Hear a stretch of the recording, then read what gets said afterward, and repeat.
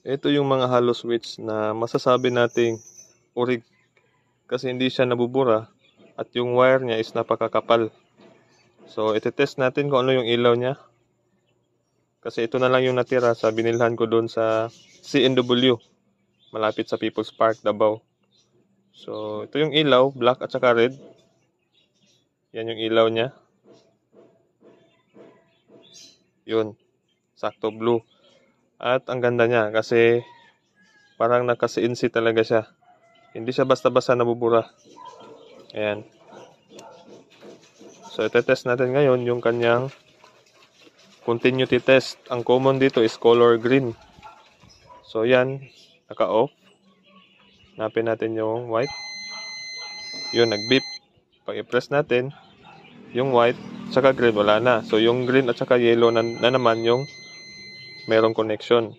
Then, off natin. Mawawala na si green at yellow. Babalik na naman siya si green at white. So, marami naman sa atin yung nakakaalam kung ano yung function nitong hollow switch na meron siyang normally closed at open. So, ito yung hanapin nyo. Ito yung magandang klase. Meron lang siyang madumi dyan kasi meron yan siyang sticker na price tag. Ang presyo nito dito sa amin is 140. Not bad. Kung bibili ka sa shop, kasi ito sa electronic shop. Kung bibili ka sa motor shop, mahal din at saka mostly class A yung nabibili. Yung may mga logo dito na parang nabubura. Madali lang siya mabura, katagalan. At lalo na lagi mo siyang pinipress, mawawala na yung kanyang logo. So, pakita ko sa inyo sa malapitan. Ayan, para talaga siyang naka-aluminum yung sa itaas.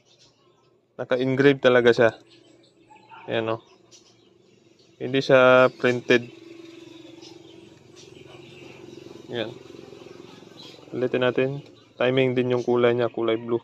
Kasi hindi na ito na-test doon kanina. Ayan.